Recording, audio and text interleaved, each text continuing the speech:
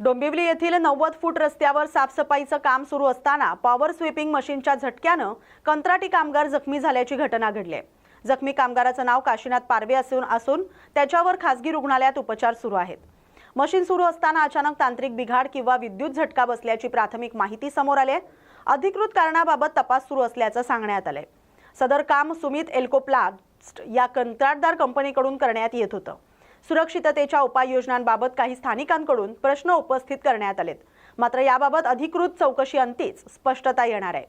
या घटनेनंतर परिसरात काही काळ तणावाचं वातावरण निर्माण झालं होतं। संबंधित प्रकरणाची चौकशी सुरू असून कामगार सुरक्षा नियमांचं पालन झालं होतं का याचा तपास पोलिसांकडून केला जातोय। सोलापूर जिल्ह्यातील बार्शी तालुक्यातील आगळगाव परिसराला वादळी वाऱ्यासह अवकाळी पावसाचा जोरदार तडाखा बसलाय। अचानक आलेल्या पावसामुळे शेतकऱ्यांची मोठ्या प्रमाणावर पिकं आडवी झाल्याचं चित्र आहे। अवकाळी पावसामुळे गहू, कांदा आणि ज्वारी ही पिकं जमीनदोस्त झालेत। काढणीच्या उंबरठ्यावर असलेल्या पिकांचं नुकसान झाल्यामुळे शेतकऱ्यांच्या हातातोंडाशी आलेला घास हिरावला गेल्याची भावना व्यक्त होते। या नुकसानीमुळे आगळगाव परिसरातील शेतकऱ्यांना मोठा आर्थिक फटका बसलाय। अनेक शेतकऱ्यांमध्ये चिंतेचं वातावरण आहे। पिकांचं मोठ्या प्रमाणावर नुकसान झाल्यानं तात्काळ पंचनामे करून शासकीय मदत जाहीर करावी अशी मागणी शेतकरी वर्गातून होते। दरम्यान स्थानिक प्रशासनानं नुकसानग्रस्त क्षेत्राचा आढावा घेऊन पंचनामे करण्याची प्रक्रिया सुरू करण्याची गरज व्यक्त केली जाते। धुळे जिल्ह्यातील निजामपूर पोलीस ठाण्याच्या हद्दीत असलेल्या सुझलोन एनर्जीच्या विंड एनर्जी प्लांटमध्ये कॉपर चोरीसाठी दरोडा टाकण्याचा प्रयत्न झालाय। मध्यरात्रीच्या सुमारास ही घटना घडल्याचं समोर आलंय। या प्रकरणी निजामपूर पोलीस ठाण्यात गुन्हा दाखल करण्यात आलाय। या प्रकरणात कंपनीतील अधिकाऱ्याचाच सहभाग असल्याचं प्राथमिक तपासात समोर आलंय। पोलिसांनी ब्रिजेश कुमार, मनीष द्विवेदी आणि ज्ञानेश्वर झुलाल पिंपळे यांना अटक केलेली आहे।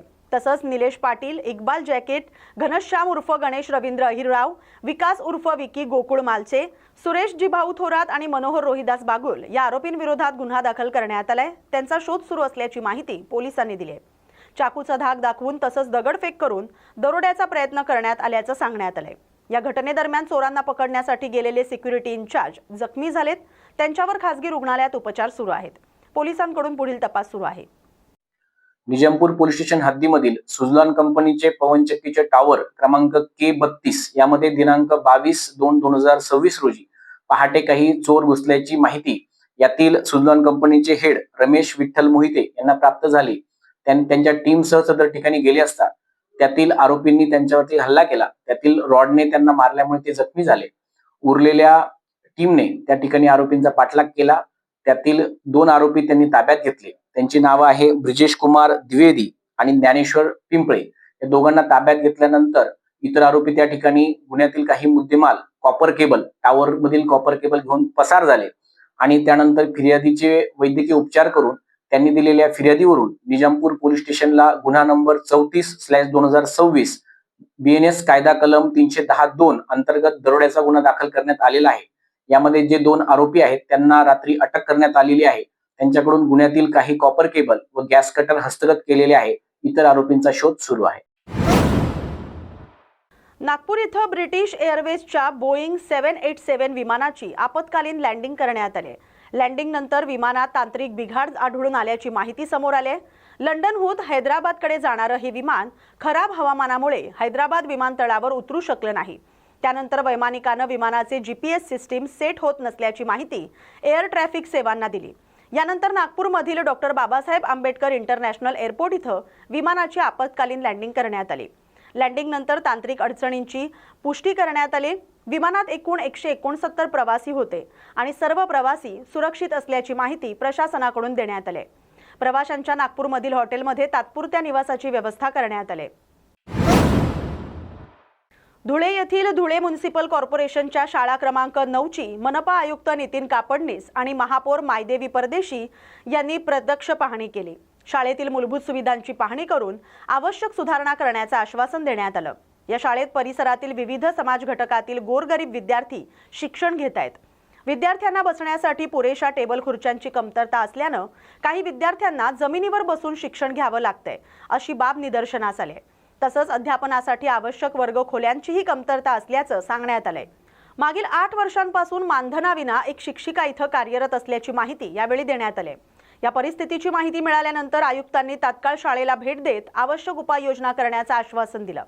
शाळेचं आधुनिकीकरण करून ती डिजिटल करण्याचा मानस व्यक्त करण्यात आलाय। यासाठी आवश्यक निधीबाबत जयकुमार रावल आणि अनुप अग्रवाल यांच्याकडे मागणी करण्यात आल्याची माहिती देण्यात आली।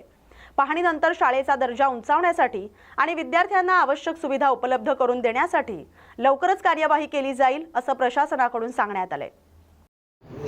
हमारे प्रभाग 11 में महानगर पालिका 9 नंबर स्कूल जो है वहाँ पर बहुत अधिक संख्या में गौर गरीबों के जो बच्चे हैं वो शिक्षण लेते हैं। तो हम हमारे पालक मंत्री रावल भाऊ, उसी तरह हमारे धर्म योद्धा अनूप भैया, इनके पास वहाँ पर किसी भी तरह की हमारे गौर गरीब बच्चों को कमी ना पड़े, उसके लिए मैंने उनसे बारंबार निधि की मांगनी की और हमारे रावल साहब, पालक मंत्री साहब और धर्म योद्धा अनूप भैया दोनों ने हमारी मांगनी को स्वीकार करके, और उसी तरह मैंने कल हमारे आयुक्त कापड़नी साहब उनके पास जाकर उन्हें रिक्वेस्ट की कि महानगर पालिका के कर्तव्य दक्ष आयुक्त नितिन जी कापड़नीस, उन्हें रिक्वेस्ट करके मैंने सब वहाँ की जो दशा है वो सब उन्हें बताई कि साहब वहाँ पे जो है हिंदू मुस्लिम दोनों और गौर गरीब बच्चे वहाँ पे शिक्षण ग्रहण कर रहे हैं। वहाँ पे सभी एजुकेटेड जो शिक्षिका है उन्हें किसी भी तरह का मानधन नहीं है। मानधन नहीं होने के बाद भी 8 साल उन्होंने वो स्कूल को संभाला। तो वहाँ पर आज सुबह हमारे कर्तव्य दक्ष आयुक्त साहब ने भेंट दी और उन्होंने सभी तरह से पढ़ाई करने के बावजूद उन्होंने जो बच्चे छोटे छोटे हमारे बच्चे जो नीचे बैठे हुए थे उन्हें बैठने के लिए टेबल नहीं, उनको पढ़ाने के लिए वहाँ पे रूम अवेलेबल नहीं, वो सब दशा देख के उन्हें भी थोड़ा सा दुख हुआ और उन्होंने सब पढ़ाई करने के बावजूद उन्होंने पूरी 9 नंबर जो स्कूल है महानगर पालिका की पूरी डिजिटल करने का आश्वासन दिया। और मुझे विश्वास है कि हमारे पालक मंत्री साहब रावल साहब जी, उसी तरह धर्म योद्धा हमारे आमदार अनूप भैया जी, ये किसी भी तरह की निधि की कमी पड़ने नहीं देंगे। और वो स्कूल का चेहरा मेरा बदल के वो बहुत ही सुंदर स्कूल बनने वाली है। और वहीं से जो गौर गरीब बच्चे वहाँ पे शिक्षण के लिए आते हैं, तो उसी में से मैं आज गवाही देना चाहूँगी कि वो बड़े से बड़े कलेक्टर अधिकारी वही बच्चों में से बनेंगे। और हमारे पालक भाऊ रावल साहब है, हमारे धर्म योद्धा अनूप भैया, इन्हें उनकी भी गौर गरीब बच्चों की दुआ नक्की लगने वाली है। इतना कहकर मैं मेरे 2 शब्द समाप्त करना चाहूँगी। जय हिंद, जय भारत। कल्याण येथील कल्याण डोंबिवली म्युनिसिपल कॉर्पोरेशनमध्ये कर दर निश्चितीसाठी आवश्यक असलेली महासभा अद्याप न झाल्यानं राजकीय वातावरणात चर्चा सुरू झाली आहे। या पार्श्वभूमीवर भारतीय जनता पार्टीच्या काही नगरसेवकांकडून नाराजी व्यक्त करण्यात येते। भाजपचे नगरसेवक दीपेश म्हात्रे यांनी महासभा न झाल्याबद्दल भूमिका मांडत प्रशासनाच्या कार्यपद्धतीवर प्रश्नचिन्ह उपस्थित केलेत। लोकप्रतिनिधी म्हणून आम्ही निवडून आलो असलो तरी निर्णय प्रक्रियेत अपेक्षित सहभाग मिळत नसल्याची भावना व्यक्त करतोय असं त्यांनी नमूद केलंय। ही भूमिका त्यांनी महापौर आणि संबंधित अधिकाऱ्यांसमोर मांडण्याचं सांगण्यात आलंय। कर दर निश्चितीचा निर्णय प्रलंबित राहिल्यानं नागरिकांमध्ये संभ्रमाचं वातावरण असल्याचं बोललं जातंय। लोकप्रतिनिधींना निर्णय प्रक्रियेत सहभागी करून घ्यावं अशी मागणी देखील पुढे येते। दरम्यान या विषयावर पुढील महासभेत चर्चा होण्याची शक्यता व्यक्त केली जाते। भेट घेतली, काय प्रमुख कारण आहे? आज महापौर आणि कल्याण डोंबिवली महानगरपालिकेचे सचिव यांची मी भेट घेतलेली आहे। नगरसेवक म्हणून निवडून आल्यानंतर महापौर निवडीची महासभा झाल्यानंतर सर्व महापालिकांच्या महासभा झाल्या, पण कल्याण डोंबिवली महानगरपालिकेची महासभा का होत नाही याची कारणमीमांसा विचारण्यासाठी आज महापौरांची मी भेट घेतलेली आहे। महापालिकेच्या BPMC ॲक्टनुसार 20 फेब्रुवारीच्या आतमध्ये कर आणि दर निश्चित करून महासभा घेणं अनिवार्य असतं आणि ती कर दराची देखील महासभा झाली नाही। नगरसेवक निवडून आल्यानंतर जर आम्हाला कर आणि दर किंवा महापालिकेच्या महासभेमध्ये आम्हाला महासभा होणार नसेल तर आम्ही प्रशासकीय राजवटीत जसा कारभार चालला होता तसाच हा कारभार चालला आहे का असा प्रश्न आमच्या मनात पडतो। म्हणून महापौरांची त्याच विषयावर भेट घेतली। महापौरांनी आश्वस्त केले की लवकरात लवकर कर आणि दर निश्चित करण्याची बैठक आम्ही लावतो। प्रमुख कारण आहे का 2 पक्षांमध्ये अजून सुद्धा समन्वय झाला नाही आहे का? नाही, पक्षांचा याच्यात विषयच नाही आहे ना। मला महत्त्वाचा विषय काय आहे, महापालिकेचा कारभार व्यवस्थितपणे सुस्थितीत चालला पाहिजे। कर आणि दराची महासभा व्हायला पाहिजे होती 20 फेब्रुवारीच्या आधी, ती झालेली नाही। आता तुम्ही जर महासभा लावली आणि कर दर निश्चित केले तर बजेट काय मार्चच्या नंतर करणार आहात का आपण? म्हणून बजेट जो आहे तो मार्चमध्ये व्हायला पाहिजे ना. मग जे ह्या सगळ्या महासभा का होत नाही ते कारण मीमांसा मी विचारली आहे आणि आता ठरवतील. आता महापौर म्हणाले लवकरच महासभा घेतोय. केवळ सत्ताधाऱ्यांच्या वचक नाही आहे कारण की दुसरा कोणी महापालिकेला चालवतो या अधिकाऱ्यांना? नाही असं म्हणणं योग्य नाही. महापौरांनी आता आश्वस्त केलं आहे की लवकरच महासभा आम्ही घेतो आहे, परंतु ती महासभा झाली नाही याच्या प्रशासनातील देखील अधिकाऱ्यांना जाब विचारला पाहिजे. आणि महापौरांना देखील मी पत्र दिलं आहे की आम्ही नगरसेवक कशासाठी निवडून आलो आहे. ठाण्यातून आदेश आले नाहीत का? ते मला काही त्याच्यावर बोलायचं नाही, परंतु महासभा व्हायला पाहिजे. जे 5 वर्षामध्ये जसा कारभार चालला होता तसा कारभार व्हायला नको. महासभा व्हायला पाहिजे आणि महासभा होण्यासाठी मी हे पत्र दिलेलं आहे. छत्रपती संभाजीनगर इथं Maharashtra state road transport corporation म्हणजेच एसटी यांच्या तीर्थाटन योजनेला ज्येष्ठ नागरिक आणि भाविक प्रवाशांचा चांगला प्रतिसाद मिळतोय. या योजनेअंतर्गत हजारो प्रवाशांनी विविध तीर्थक्षेत्रांना भेट दिली आहे. महामंडळाकडून प्रवाशांना त्यांच्या पसंतीच्या तीर्थस्थळी जाण्याची सुविधा उपलब्ध करून दिली जाते.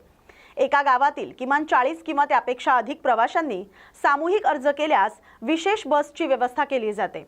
प्रवाशांच्या मागणीनुसार बस सोडण्यात येत असून आतापर्यंत सुमारे 12,236 किलोमीटर अंतरावर गाड्या धावल्याची माहिती देण्यात आली. या उपक्रमातून एसटी महामंडळाच्या उत्पन्नात वाढ झाली असून लाखो रुपयांचं उत्पन्न मिळाल्याचं सांगण्यात आलंय. या योजनेमुळे प्रवाशांना सुरक्षित आणि सोयीस्कर प्रवासाची सुविधा मिळत असल्याचं प्रशासनाकडून नमूद करण्यात आलंय. श्रीधरराव घाणे चालू झालं. नमस्कार, मी संतोष श्रीधरराव घाणे, विभागीय वाहतूक अधिकारी, छत्रपती संभाजीनगर. महामंडळामार्फत तीर्थाटन योजना चालू करण्यात आली आहे. तर या योजनेचा लाभ जे काही आपल्या गावातील प्रवासी भाविक वगैरे असतील त्यांनी या योजनेच्या अंतर्गत 40 प्रवाशांचा एखादा ग्रुप जर नजीकच्या आगारामध्ये आगार व्यवस्थापक यांच्याशी संपर्क साधला तर त्या ठिकाणी आपल्याला आपल्या इच्छेनुसार ज्या काही तीर्थक्षेत्राच्या ठिकाणी तीर्थाटन करायचे आहे, तीर्थक्षेत्राला भेटी द्यायच्या आहेत, अशा ठिकाणी रापा महामंडळामार्फत बस उपलब्ध करून दिली जाते. छत्रपती संभाजीनगर विभागांतर्गत आतापर्यंत पंढरपूर, अष्टविनायक यात्रा तसेच माहूर या ठिकाणी बसेस उपलब्ध करून देण्यात आलेल्या आहेत. आपण आपल्या इच्छेनुसार आपणास आवश्यक असलेल्या ठिकाणाची निवड करून तशा प्रकारची मागणी जवळच्या नजीकच्या आगारात नोंदवल्यास आपणास ती बस उपलब्ध करून देण्यात येईल. यासाठी कुठल्याही प्रकारची अट महामंडळाद्वारे ठेवण्यात आलेली नाहीये. जे काही महामंडळामार्फत सवलती देण्यात येतात, 75 वर्षावरील आमरत जेना असेल, 65 वर्षावरील जेना असेल, महिला सन्मान असेल, अशा प्रकारच्या सवलती सदर योजनेसाठी लागू आहेत. तरी सर्व भाविक प्रवाशांना माझी अशी विनंती आहे की आपण सदर तीर्थाटन योजनेचा लाभ घ्यावा. तीर्थाटन योजनेतून गाड्या आतापर्यंत किती किलोमीटर फिरलेल्या आहेत त्यातून कसं आपल्याला आतापर्यंत छत्रपती संभाजीनगर विभागांतर्गत जे आपण बसेस उपलब्ध करून दिल्या आहेत तर गत महिन्याच्या आकडेवारीनुसार आपण 12,236 किलोमीटर चालवून त्या योजनेअंतर्गत विविध ठिकाणच्या प्रवाशांना ती सोय उपलब्ध करून देऊन त्याद्वारे महामंडळाचे उत्पन्न वाढवण्याच्या दृष्टिकोनातून आपण प्रयत्न केले आहे.